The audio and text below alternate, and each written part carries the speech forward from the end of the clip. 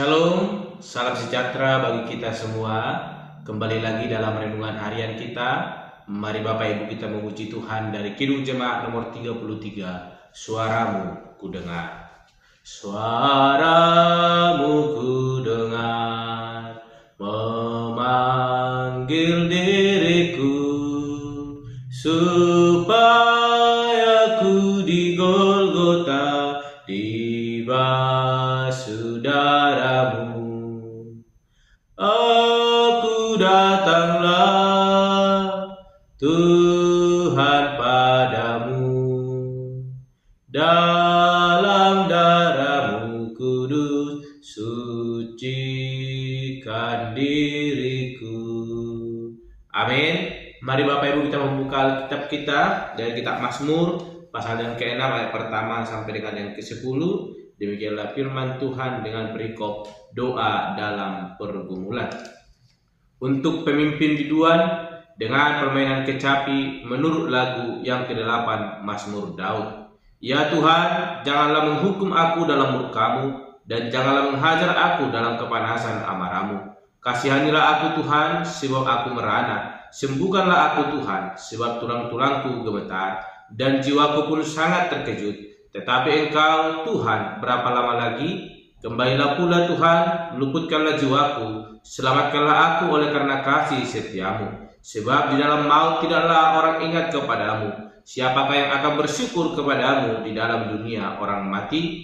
Lesu aku karena mengeluh, setiap malam aku menggenangi tempat tidurku. Dengan air mataku aku membanjiri ranjangku. Mataku mengidap karena sakit hati, rabun karena semua lawanku. Menjauhlah daripadaku, kamu sekalian yang melakukan kejahatan, sebab Tuhan telah mendengar tangisku. Tuhan telah mendengar permohonanku. Tuhan menerima doaku. Semua musuhku mendapat malu dan sangat terkejut. Mereka mundur dan mendapat malu dalam sekejap mata. Amin. Bapak Ibu saudara-saudara yang dikasihi dalam nama Tuhan Yesus Kristus, kita kembali merenungkan firman Tuhan, dan hari ini saya berikan tema bagi kita semua, yaitu iman dalam pergumulan. Sekali lagi, iman dalam pergumulan. Bapak Ibu yang dikasihi, kita melihat pasal 6 ini berbicara tentang doa dalam pergumulan yang dipanjatkan oleh pemazmur, di mana Daud memanjatkan ini sebab ia telah merasakan anugerah Tuhan yang begitu besar dalam hidupnya, dan dia menyatakan bahwa pergumulan yang dialaminya sangat begitu berat sampai seluruh tubuhnya pun terasa sakit dan lemah. Kalau kita perhatikan ayat ketiga, dikatakan, kasihanilah aku Tuhan, sebab aku merana. Sembuhkanlah aku Tuhan, sebab tulang-tulangku gemetar. Begitu berat penderitaan yang dialami oleh Daud, tapi kita melihat dia tidak lari daripada jalan Tuhan. Ia datang berseru kepada Tuhan dan dia mengandalkan Tuhan. Sehingga tema hari ini berkata tadi, iman dalam pergumulan.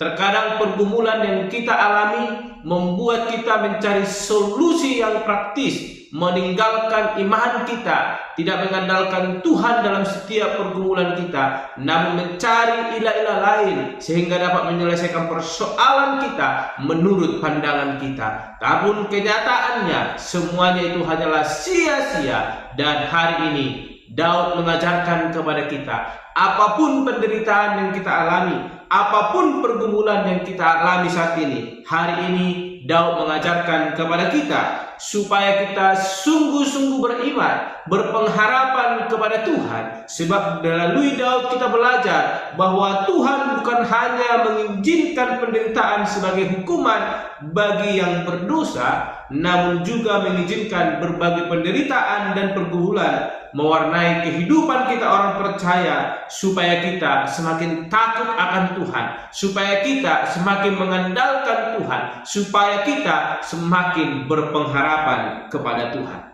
Dan hari ini firman Tuhan mau mengingatkan kita supaya kita menghargai setiap doa, ungkapan, pergumulan yang dinaikkan oleh Daud, di mana Daud menaikkannya dengan penuh tulus hati dan bukan dengan motivasi pemberontakan, tetapi dengan kerendahan hati. Dia datang kepada Tuhan, mengakui bahwa apapun yang ia alami, Tuhan berkenan, Tuhan memiliki rencana yang indah. Sehingga kita melihat bagaimana kepasrahan hati daripada Daud berseru kepada Tuhan. Sehingga pada akhirnya dikatakan di ayatnya yang ke-10, Tuhan mendengar permohonanku, Tuhan menerima doaku. Semua musuhku mendapat malu dan sangat terkejut. Mereka mundur dan mendapat malu dalam sekejap mata.